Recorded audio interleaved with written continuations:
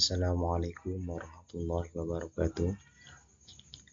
Saya akan melanjutkan resume buku Pengantar Studi Islam bab 2 yang berjudul Ruang Lingkup dan Pembidangan Studi Islam. Yang pertama yaitu tentang akidah. Akidah secara bahasa berasal dari kata aqidah, yaitu ikatan, pengesahan, penguatan, kepercayaan atau keyakinan yang kuat. Pengikatan dengan kuat, keyakinan dan penetapan dan ruang lingkup akidah itu dibagi menjadi 3. Yang pertama yaitu berdasarkan urutan rukun iman yang 6. Yaitu yang pertama dalam urutan rukun iman yang ada 6 yaitu keimanan kepada Allah. Jadi kita harus mempunyai keimanan itu kepada Allah. Yang kedua yaitu keimanan kepada malaikat dan makhluk gaib lainnya seperti jin, iblis, dan setan. Yang ketiga yaitu keimanan kepada kitab-kitab Allah. Yang keempat yaitu keimanan kepada Nabi dan Rasulullah. Dan yang kelima yaitu keimanan kepada hari akhir. Dan yang keenam yaitu keimanan kepada qada dan qadar Allah. Terus yang kedua yaitu berdasarkan pengelompokan tema-tema tertentu.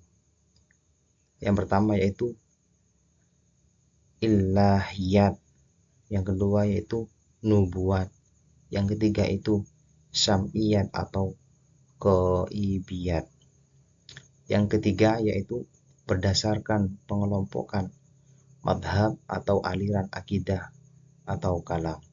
Yang pertama yaitu aliran Khawarij, yang kedua yaitu aliran Syiah, yang ketiga yaitu aliran Murji'ah, yang keempat itu aliran Jabariyah, yang kelima yaitu aliran Qadariyah,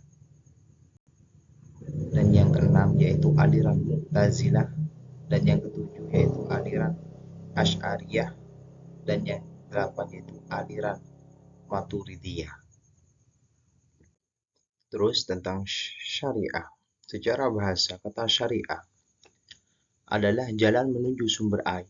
Adapun secara istilah syariah yaitu menunjukkan pada makna jalan yang terang, aturan hukum yang telah ditetapkan oleh Allah, dan juga ruang lingkupnya, kajian fikihnya itu dibagi menjadi 4. Yang pertama itu fikih dikelompokkan menjadi 2 bahasa yang utama. Yang pertama yaitu ibadah, yang kedua yaitu muamalah. Terus yang kedua yaitu aturan kaitannya dengan tindakan, dalam kurung yaitu amaliyah.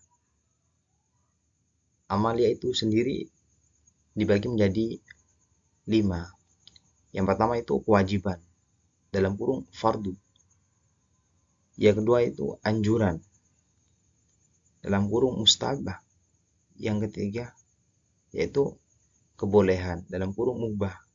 Yang keempat itu hindaran, dalam kurung makruh. Yang kelima yaitu larangan, dalam kurung yaitu haram. Terus yang nomor 3 yaitu aturan kaitannya dengan situasi, dalam kurung yaitu wa'diyah. Dalam wa'diyah sendiri itu juga dibagi menjadi 6 bagian, yaitu yang pertama yaitu prakondisi, dalam kurung yaitu syarat. Terus yang kedua penyebab, dalam kurung yaitu sabab. Terus yang ketiga itu pencegahan atau larangan, yaitu mani. Yang keempat yaitu dispensasi atau pasti, yaitu azimah. Yang kelima yaitu legalitas, dengan yaitu pengesahan, gugur atau tidak valid, dalam kurung yaitu syahid, fasid, dan batil. Yang keenam yaitu ketentuan waktu, penundaan atau pengulangan, dalam kurung yaitu ada qada ada i'adah. Terus yang nomor 4 yaitu bidang fikih. Bidang fikih itu sendiri juga dibagi menjadi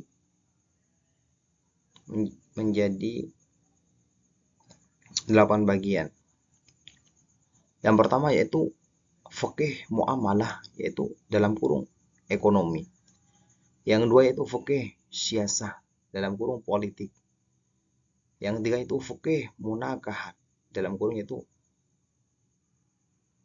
pernikahan. Yang keempat yaitu fikih hukuman, dalam kurung yaitu pidana. Terus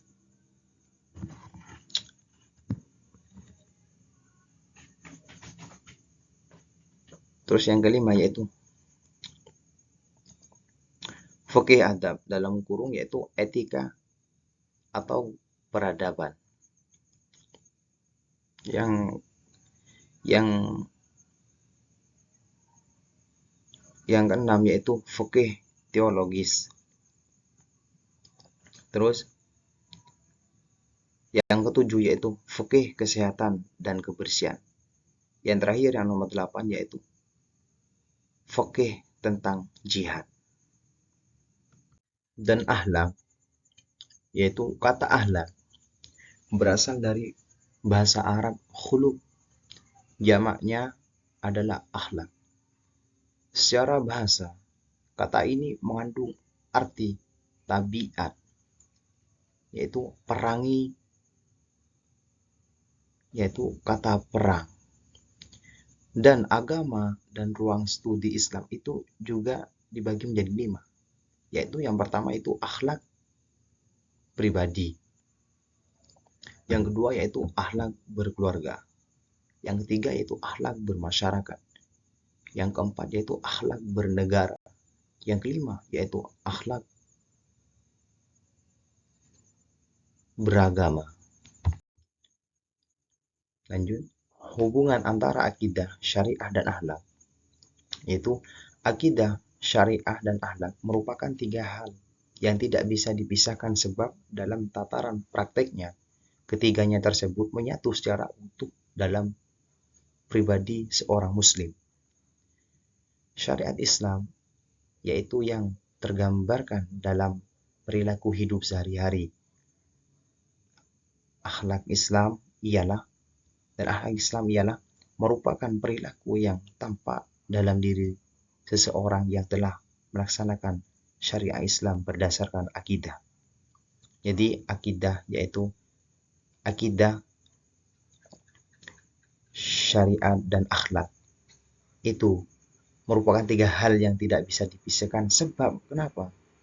Sebab tataran praktik ketiga tersebut itu harus menyatu dalam tubuh manusia.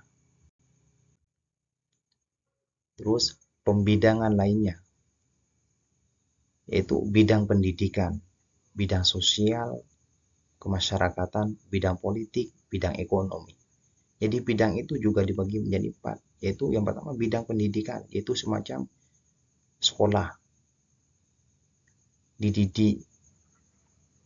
Kedua itu bidang sosial, kemasyarakatan. Jadi bidang kemasyarakatan yaitu bermasyarakat dengan rakyat itu. Yang ketiga bidang politik, ya politik itulah. Yang keempat bidang ekonomi. Bidang ekonomi yaitu seperti halnya ekonomi kita sehari-hari itu. Sekian pembacaan bab kedua dari resuman buku pengantar studi Islam. Assalamualaikum warahmatullahi wabarakatuh.